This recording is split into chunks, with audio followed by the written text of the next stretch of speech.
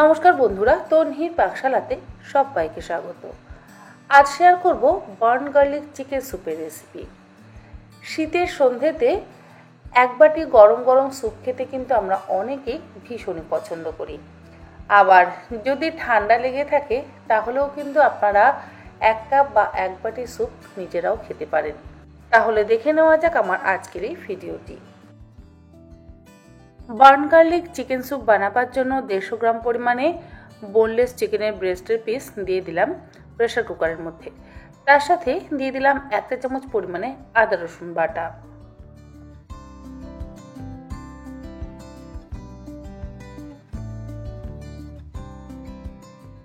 এক চা চামচ দিয়ে দিলাম গোলমরিচের গুঁড়ো, আর দিলাম 1.5 কাপ পরিমাণে জল। এরই মধ্যে 2 চা চামচ পরিমাণে লবণ দিয়ে প্রেসার কুকারের ঢাকনাটাকে বন্ধ করে গ্যাসের ফ্লেমটাকে হাইতে করে দিয়ে 3টে সিটি দিয়ে মাংসের টুকরোটাকে সেদ্ধ হতে দেব।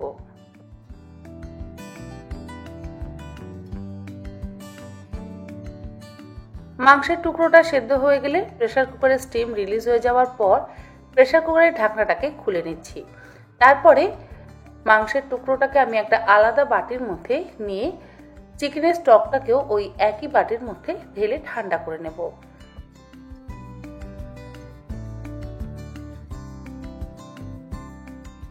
গরম অবস্থায় আপনারা চাইলে ফর্কের সাহায্যেও এইভাবে চিকেনের টুকরোগুলোকে ছাড়িয়ে নিতে পারেন, আর আমি একটু ঠান্ডা করে নিয়ে তারপরে হাত দিয়ে মাংসের টুকরোগুলোকে ছাড়িয়ে নিচ্ছি।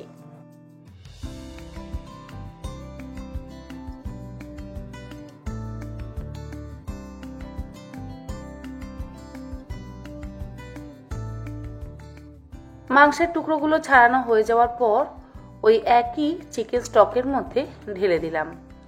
যেহেতু এটা বার্ন গার্লিক চিকেন স্যুপ, সেই জন্য একটা গোটা রসুন পুড়িয়ে নেব। খুব ভালো করে কিন্তু রসুনটাকে আমাদের পোড়াতে হবে।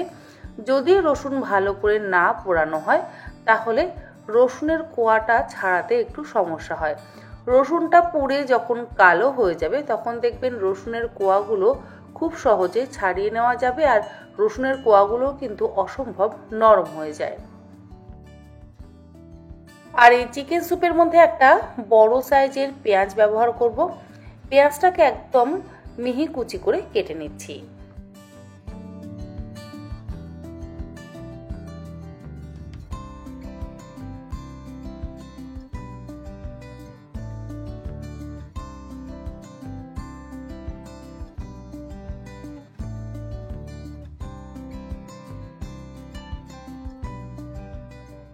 রসুনটা আমার পোড়ানো হয়ে গেছে। গ্যাসের ফ্লেম বন্ধ করে দিয়ে রসুনের খোসাটাকে ছাড়িয়ে নিচ্ছি।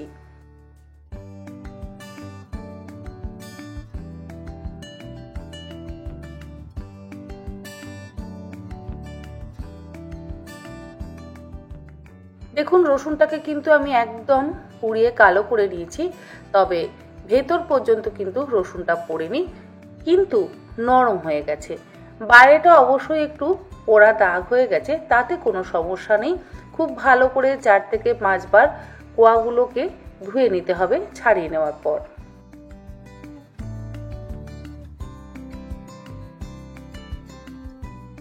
রসুনের কোয়াগুলোকে ছাড়িয়ে ধুয়ে নেওয়ার পর হামালদিস্তের মধ্যে নিয়ে থেতো করে নিচ্ছি।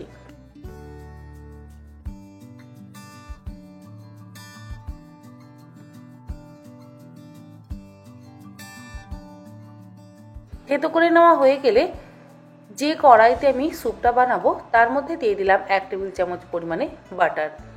বাটারের বদলে আপনারা চাইলে সাদা তেলেরও ব্যবহার করতে পারেন, কিন্তু রসুন আর বাটার একসাথে যদি ব্যবহার করা হয় তাহলে ফ্লেভারটা অসম্ভব ভালো হয়। বাটারের মধ্যে দিয়ে দিলাম থেতো করে নেওয়া পোড়া রসুনের কোয়াগুলো। গ্যাসের ফ্লেমটাকে হাইতে করে দিয়ে 1 থেকে 1.5 মিনিট রসুনটা ভেজে নেব।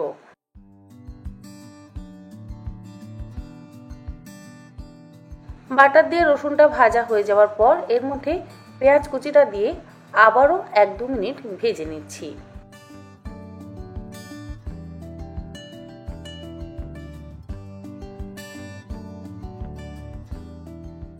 খুব বেশি লাল করে কিন্তু ভাজবার প্রয়োজন নেই, যেহেতু এটা আমরা স্যুপ বানাচ্ছি। 2 মিনিট পেঁয়াজটা ভাজা হয়ে যাওয়ার পর মাংসের টুকরো সমেত চিকেন স্টকটা দিয়ে দিলাম।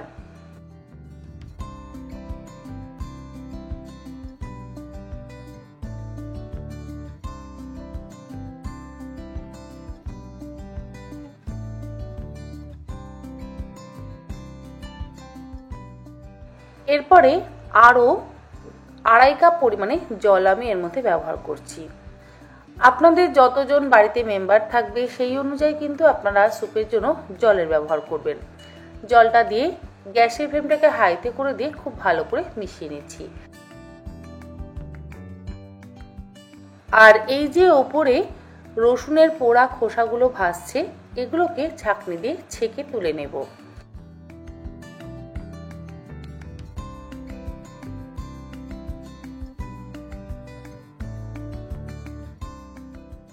ছাঁকনি দিয়ে ছেঁকে তুলে নেওয়া হয়ে যাওয়ার পর হাই ফ্লেমে কিন্তু স্যুপটাকে ফুটতে দেব। যেহেতু এই স্যুপের মধ্যে বেশ অনেকটা পরিমাণে জলের ব্যবহার করা হয়েছে, তাই আরও 1.5 চা চামচ পরিমাণে লবণ আমি এর মধ্যে ব্যবহার করলাম। আপনারা অবশ্যই নিজেদের স্বাদ অনুসারে লবণটা ব্যবহার করবেন। গোলমরিচের গুঁড়ো আমি আর এখন দিচ্ছি না, যখন স্যুপ সার্ভ করা হবে সেই সময় গোলমরিচের গুঁড়ো ব্যবহার করবেন। এর মধ্যে কিছু স্প্রিং অনিয়ন ব্যবহার করব, তাই একদম মিহি কুচি করে আমি স্প্রিং অনিয়নটা কেটে নিচ্ছি। স্যুপটা ফুটে উঠলে ওপর থেকে দিয়ে দিচ্ছি কুচিয়ে নেওয়া স্প্রিং অনিয়ন।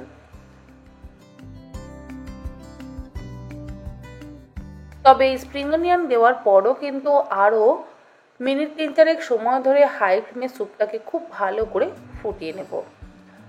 অপরদিকে স্যুপটাকে একটু ঘন করবার জন্য একটা গ্লাসের মধ্যে নিয়ে নিলাম 1/2 গ্লাস পরিমাণে জল। এটা আমি নর্মাল টেম্পারেচারে থাকা জল ব্যবহার করছি। তার মধ্যে দিয়ে দিলাম 1 টেবিল চামচ পরিমাণে কর্নফ্লাওয়ার। কর্নফ্লাওয়ারটা খুব ভালো করে গুলে নিয়ে মিশিয়ে দেব গরম স্যুপের মধ্যে। স্যুপটা যাতে একটু ঘন হয় সেই জন্যই আমি এর মধ্যে কর্নফ্লাওয়ার অ্যাড করলাম।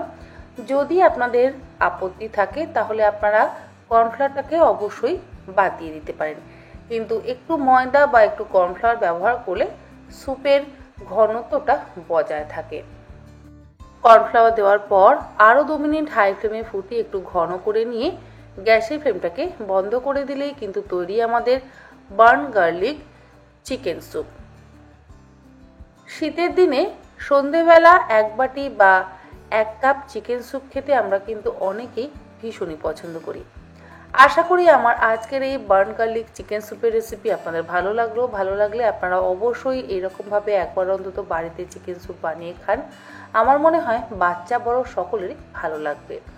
আজ তাহলে এই পর্যন্ত, আবার হাজির হয়ে যাব অন্যদিন অন্য কোনো রেসিপি নিয়ে। ভালো থাকবেন, সুস্থ থাকবেন, ধন্যবাদ।